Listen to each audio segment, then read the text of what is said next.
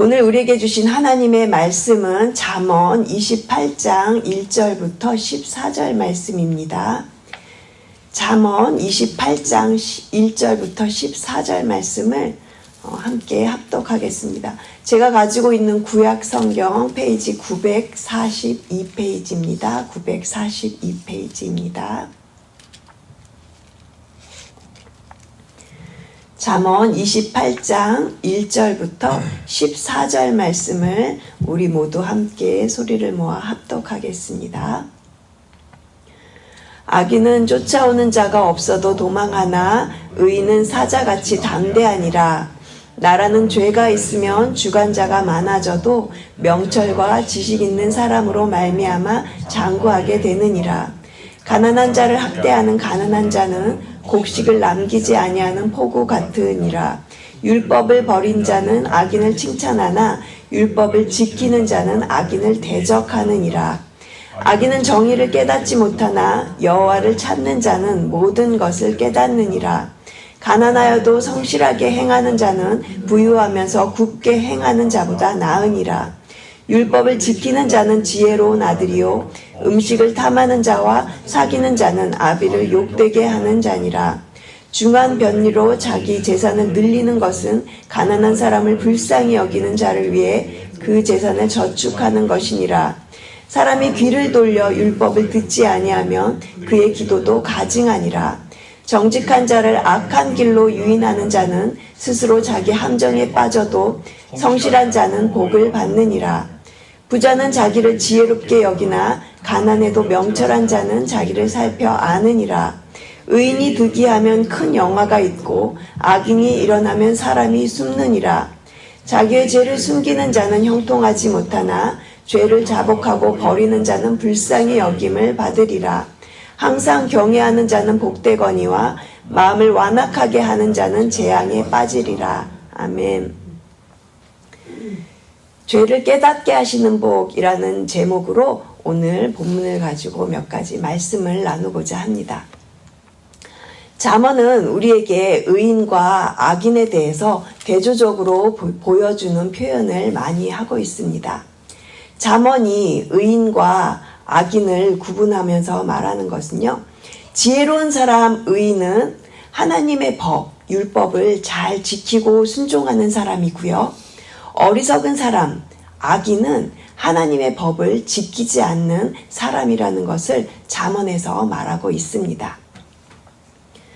오늘 저희가 읽은 본문의 그 내용 가운데 가장 반복적으로 많이 나오는 단어가 이 율법이라는 단어입니다. 그래서 오늘 본문이 말하는 잠언은 율법에 대한 이야기로 시작을 합니다. 우리 함께 1절을 다 같이 한 목소리로 다시 한번 같이 읽겠습니다. 악인은 쫓아오는 자가 없어도 도망하나 의인은 사자같이 담대하니라. 도둑이 재발저린다고 하죠. 누가 나를 잡으러 쫓아오는 사람이 없어도 마치 도망하는 마음으로 살아가는 그런 삶을 가인 신드롬이라고 합니다. 저는 1절을 이렇게 이해하고 읽었습니다.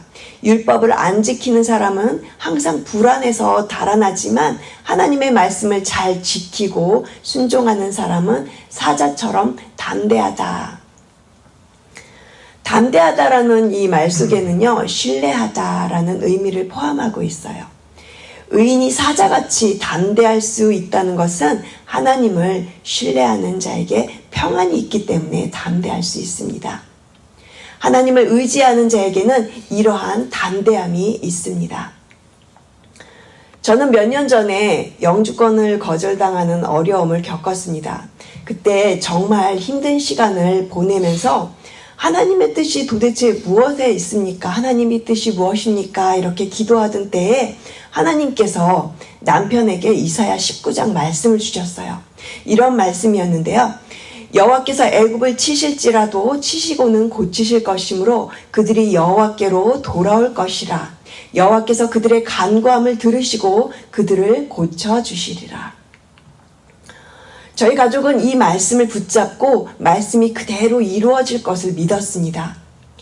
어려운 일이 우리에게 닥쳤지만 이 일은 우리를 회복시키시고자 하는 하나님의 뜻이 있구나라는 것을 깨닫고 나서 그때부터 말씀에 집중을 하였습니다. 말씀을 신뢰하니까 그 마음에 놀라운 평안을 경험할 수 있었습니다. 한국에서 영주권 인터뷰를 다시 받고 다시 미국으로 돌아오기까지 10개월의 시간 동안에 하나님께서 정말 그 마음에 놀랍도록 평안으로 인도해 주시는 그런 은혜를 경험할 수 있었습니다. 상황은 절박하도록 어려웠지만 신기하게도 정말 놀랍고 또 그렇게 담대했던 그러한 시간이었다고 고백할 수 있습니다. 이처럼 하나님의 말씀을 신뢰하는 사람에게는 하나님께서 사자처럼 담대할 수 있는 그런 평안과 용기를 허락해 주시는 것입니다. 오늘 본문 1절이 말씀하시는 바와 같이 의인은 사자같이 담대하리라. 사랑하는 성도 여러분, 우리가 하나님의 말씀을 잘 지키고 살아갈 때 우리의 삶 속에서도 우리의 인생 속에서도 담대하게 살아갈 수 있는 여러분 되시기를 주님의 이름으로 축복합니다. 4절과 5절로 넘어가 보겠습니다. 우리 4절과 5절을 다시 한번 함께 같이 읽겠습니다. 율법을 버린 자는 악인을 칭찬하나 율법을 지키는 자는 악인을 대적하느니라. 악인은 정의를 깨닫지 못하나 여호와를 찾는 자는 모든 것을 깨닫느니라. 율법을 버린 자가 지금 누구를 칭찬하고 있습니까? 악인을 칭찬한다고 하죠. 이건 이러면 안 되는데 이건 잘못된 거야 이렇게 말하지 않고요. 어때 괜찮아 이러면서 악인을 두둔하는 것을 말합니다. 그러나 율법을 지키는 자는 악인에 대해서 어떻게 대하고 있나요? 악인을 대적하느니라. 4절이 그렇게 말을 하고 있습니다. 여러분, 하나님의 말씀을 잘 듣고 지키면 분별력이 생겨납니다. 선과 악을 분별할 수 있는 힘이 생긴다는 것입니다. 그래서 말씀을 잘 듣고 지키면 악과 싸울 수 있는 힘이 생겨나는 것입니다. 이익이나 이권에 붙들리게 되면요, 그러한 분별력이 없어져서 악인을 편들고 칭찬하게 되는 것이라고 할 수 있습니다. 에스겔 13장 22절 말씀은 이렇게 말씀합니다. 의인의 마음을 너희가 거짓말로 근심하게 하며 너희가 또 악인의 손을 굳게 하여 그 악한 길에서 돌이켜 떠나 삶을 얻지 못하게 하였은즉. 율법을 순종하는 사람은요, 그러한 사람은 악인에게 잘못된 것을 말할 수 있는 용기가 있습니다. 그런데 여러분, 잘잘못을 말할 때 우리가 흑백의 논리를 가지고 그것을 대항하면요, 모두가 초토화되거나 또는 모두가 다 없어지는 그런 결과를 얻게 됩니다. 그래서 여러분, 우리가 이럴 때, 이런 상황 가운데 있을 때 무언가 잘잘못을 말해야 될 때 우리가 예수님을 생각해야 합니다. 예수 그리스도를 주인으로 모시고 살아가는 믿음의 사람들은요, 악인의 행동에 동의하지 않으면서 예수님의 그 사랑을 가지고 인내하면서 함께 성숙해 갈 수 있는 그런 삶을 살아야 될 줄로 믿습니다. 사랑하는 성도 여러분, 율법은 우리에게 정확하고 옳고 그른 분별력을 알려줍니다. 하지만 이 땅에서 많은 사람들과 더불어 살아가야 하는 우리가 또한 생각해야 하는 진정한 지혜는요, 바로 예수 그리스도의 사랑을 통해서 율법이 완성된다는 것을 기억하셔야 합니다. 마태복음 5장 17절에 보면 예수님께서 이렇게 분명히 말씀을 하셨습니다. 내가 율법이나 예언자들의 말을 폐하러 온 줄로 생각하지 말아라. 폐하러 온 것이 아니라 완성하러 왔다. 이렇게 예수님께서 말씀을 하셨습니다. 율법을 지키고 실행해도 그 안에 사랑이 없으면 그 율법은 완전하지 못한 것입니다. 율법은 죄를 깨닫기 위해서 우리에게 주신 것입니다. 이것을 가지고 다른 사람을 판단하거나 정죄하라고 주신 것이 아닌 것이죠. 율법을 가지고 다른 사람을 정죄하다 보니 마치 내가 조금 더 나은 사람이 된 것처럼 그렇게 자기 자신을 높이는 수단으로 이 율법을 주신 것이 아니라는 것입니다. 사랑하는 성도 여러분, 오늘도 예수님을 믿는 우리에게 율법 위에 사랑이 있음을 깨닫는 지혜가 저와 여러분 모두에게 있기를 소망합니다. 우리에게는 율법을 깨닫는 지혜가 있어야 할 것입니다. 율법이 주는 지혜가 넘치는 복된 하루 되시기를 소망합니다. 그래서 5절은 여호와를 찾는 자는 모든 것을 깨닫는다라고 말을 하고 있습니다. 여호와를 찾는 자가 모든 것을 깨닫는다고 했는데요. 무엇을 깨닫게 하시고 또 누가 이것을 깨닫게 하시는 것일까요? 우리를 깨닫게 하시는 분은 바로 성령님께서 우리에게 모든 것을 깨닫게 하십니다. 그러니까 여호와를 찾는 자들에게 성령께서 죄를 깨닫게 하시고 의로움이 무엇인지 깨닫게 하시는 것입니다. 성령께서 죄를 깨닫게 하시면요, 누구나 우리가 회개하게 됩니다. 여호와를 찾는 자에게 성령님께서 죄를 깨닫게 하시고 회개하도록 그렇게 인도해 주시는 것입니다. 요엘 2장 12절은 이렇게 말을 합니다. 지금이라도 너희는 진심으로 회개하여라. 나 주가 말한다. 금식하고 통곡하고 슬퍼하면서 나에게로 돌아오너라. 하나님께서는 회개하고 돌이키는 자들을 용서하시며 구원하십니다.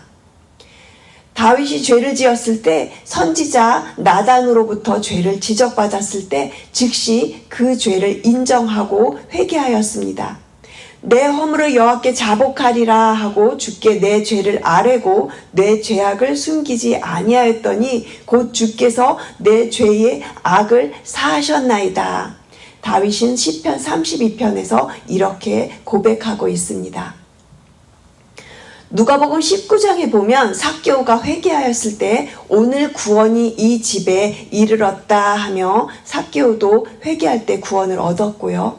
그리고 십자가 옆에 있던 한 강도도 자신의 죄를 인정하며 예수님께 긍휼을 구했을 때 그날 그 강도는 낙원에 들어가게 되었습니다. 오늘 저희가 읽었던 본문의 13절 말씀을 우리 함께 한 목소리로 읽겠습니다. 13절 말씀입니다. 자기의 죄를 숨기는 자는 형통하지 못하나 죄를 자복하고 버리는 자는 불쌍히 여김을 받으리라. 이 구절을 메시지 성경으로 보면 이런 표현으로 되어 있습니다. 죄는 눈가림으로 넘어갈 수 없다. 죄를 인정하고 버려야 불쌍히 여김을 받는다. 죄를 자백하고 버리는 것이 회개입니다. 눈가림으로 슬쩍 넘어갈 수 없습니다. 회개란 누구에게나 부담이 되는 것이기도 하지만 죄를 깨닫고 회개하는 것은 바로 복이 됩니다. 회개를 할 수 있다는 것은 내 마음이 완악하지 않다는 증거이기 때문입니다. 회개하는 것은 하나님께로 돌이키는 것입니다. 하나님을 찾는 자, 하나님께로 돌이키는 자는 하나님을 경외하는 사람입니다. 그래서 14절은 계속해서 이렇게 말을 하고 있습니다. 항상 경외하는 자는 복되거니와 마음을 완악하게 하는 자는 재앙에 빠지리라.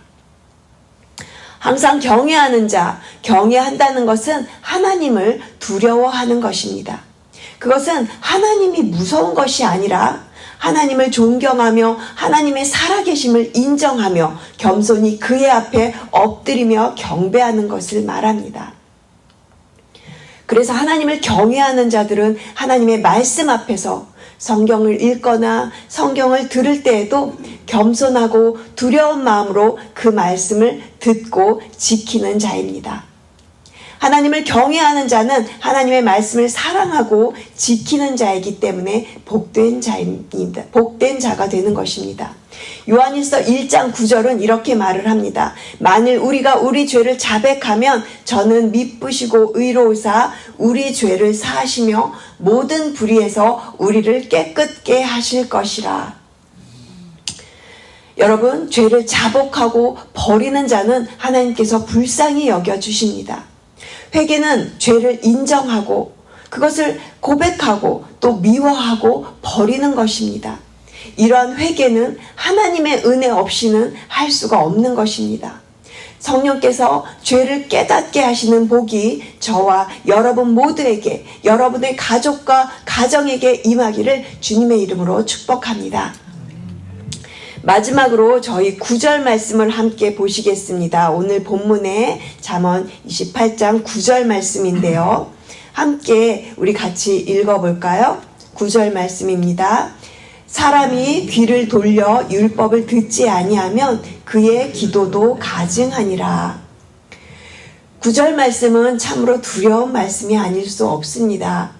제가 하나님께 드리는 기도가 가증할 수도 있겠다라는 생각을 해보니까 너무 두려운 말씀이었습니다.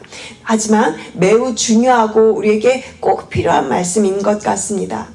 사실 저도 그럴 때가 있습니다. 하나님의 뜻을 들을 생각이 없으면서 하나님 제 마음 아시죠? 이러면서 저의 마음속의 생각과 저의 그 생각이 다르게 작동할 때가 있다는 것이죠.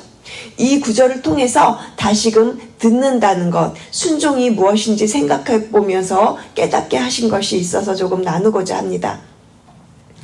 순종하다라는 그 단어의 영어가 오비디언스인데요. 이것은 아우데레라고 하는 라틴어에서 파생된 단어입니다. 이 단어는 듣다. 그러니까 순종은 들음에서부터 시작됩니다. 우리가 하나님께 순종한다는 것은 그분의 그 음성, 그분의 뜻을 귀담아 듣는 것을 말합니다.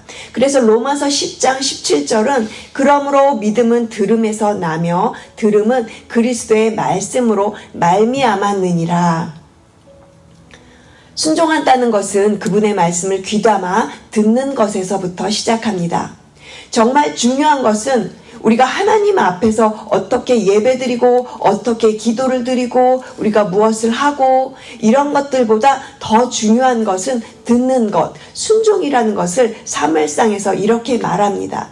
순종이 제사보다 낫고 듣는 것이 수장의 기름보다 나으니 이는 거역하는 것은 사슬의 죄와 같고 완고한 것은 사신 우상에게 절하는 죄와 같음이라. 여러분, 사람이 귀를 돌려 율법을 듣지 아니하면 그의 기도도 가증하니라.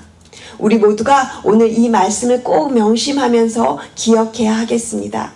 오늘 설교에 대한 결론으로 이 말씀을 함께 읽으면서 제가 설교를 정리하면 좋겠다고 생각했습니다. 생명의 삶에 있는 내용인데요. 혹시 생명의 삶이 책이 있으신 분들은 119페이지 아래쪽에 한번 보시면요. 한절 묵상이라는 그 작은 박스가 있습니다. 그 안에 있는 내용이 굉장히 좋아서 그 내용을 같이 읽고 설교를 마무리하도록 하겠습니다. 책이 없으신 분들은 제가 천천히 그 박스에 있는 글을 읽도록 하겠습니다. 한번 들어보시기 바랍니다. 혹시 책이 있으신 분들은 같이 읽어보셔도 좋으실 것 같습니다. 죄를 감추고 포장하는 것은 관계를 피상적으로 만듭니다. 우리는 하나님 앞에 거짓 없는 모습으로 나아가야 합니다. 우리를 잘 아시는 하나님은 우리 연약함과 추악함을 정죄하지 않으시고 넓은 품으로 안아주십니다.